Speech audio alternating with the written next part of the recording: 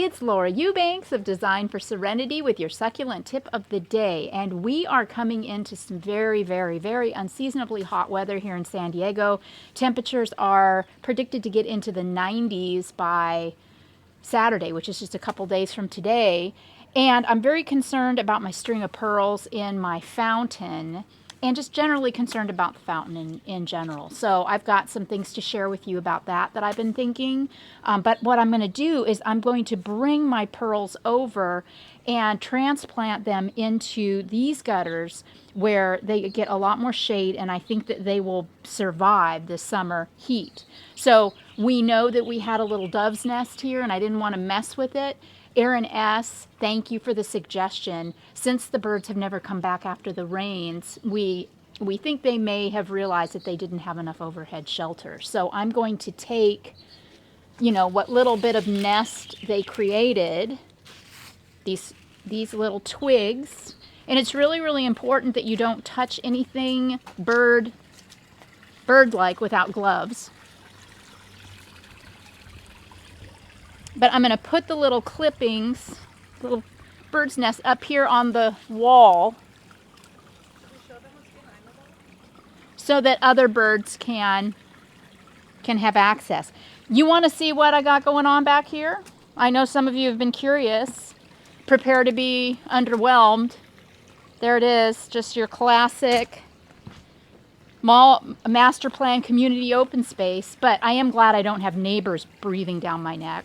Okay, so now that that's done, that has opened up some space for me to move these pearls. And, this whole fountain looks really rangy right now.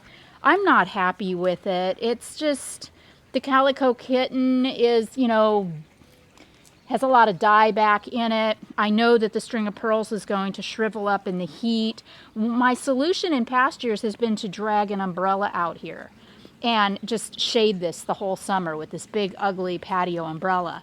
And I'm over that. So this year I'm going to take and move all my string of pearls. I'm going to follow this arrangement throughout the summer. And when this quarantine is lifted and the weather cools, I'm going to start replacing things in this fountain that are more sustainable, that can handle the heat. I'm going to work with nature instead of against it. No more dragging out an umbrella every year. So, string of pearls, or Senecio rowleyanus, is what I consider to be a garden diva. It likes water. It does not like heat. It does not like the summer. It will desiccate like nobody's business if it gets too hot. So for now, I'm just going to cut it flush. I'm not going to dig the whole thing out because that's going to disrupt everything around it. So I'm going to take this bunch like a ponytail and bring it over here.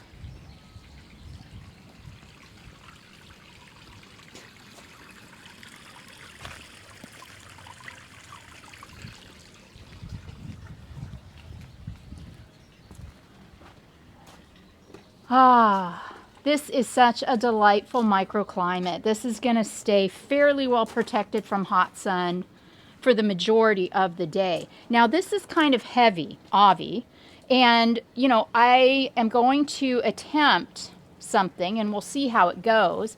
I'm just going to set the rowleyanus down on the soil that is in the gutter, and then I'm going to take this river rock and I'm going to put it on top to anchor it.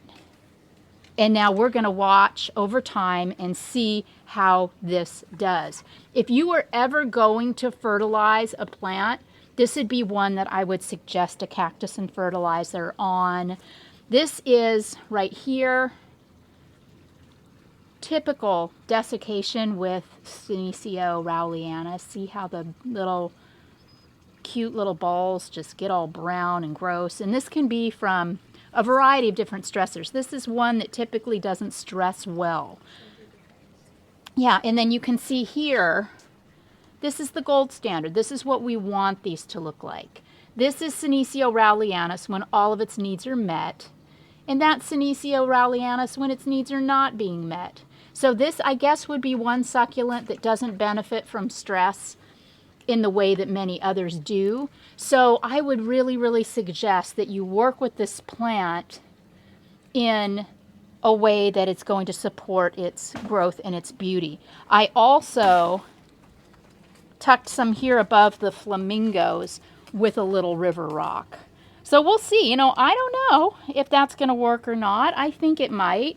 I'm going to go through here and rework some of the little rubrotinctums, some of the little sedums too, and reset them. See the ones that are down here on the ground? These just fell. They fell out and dropped and rooted. And see how green they are? This is the same plant.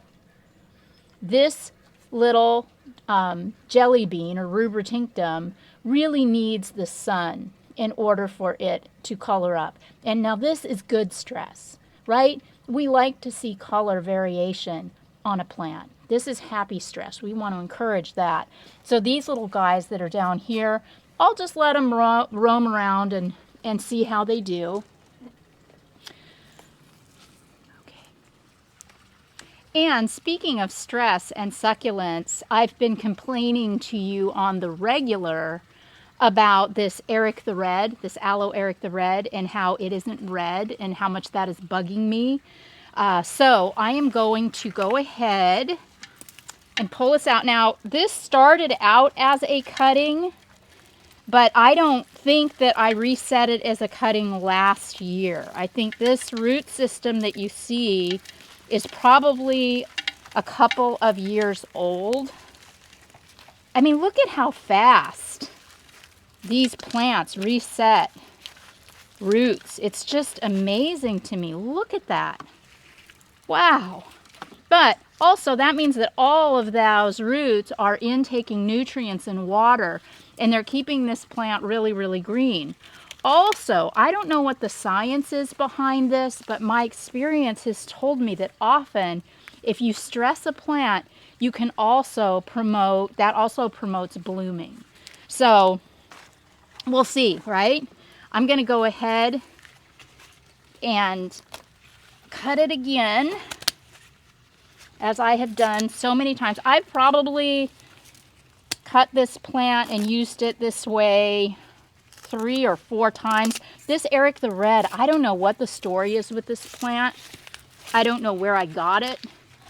I didn't even know what it was until it bloomed and one of you told me a couple of years ago.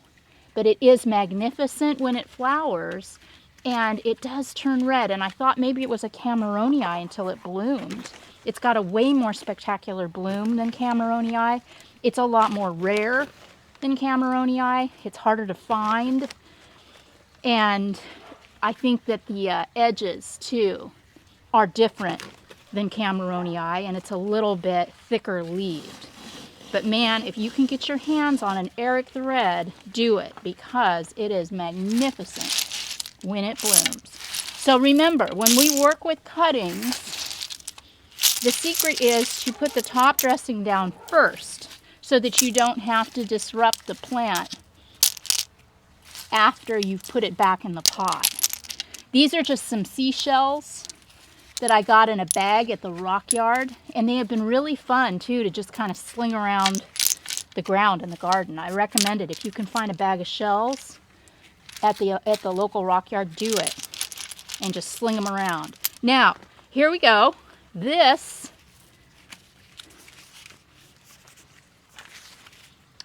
I'm not going to harden that off or do anything with it. I'm just going to put it right back in the pot, because we are not expecting any more rain here in San Diego until probably the end of the year, and it's only April right now.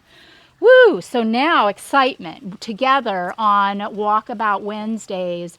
This is another plant we'll check in on to see if it's coloring up, to see if it's setting a bloom, and to see if I'm right or if I'm just completely out of my mind.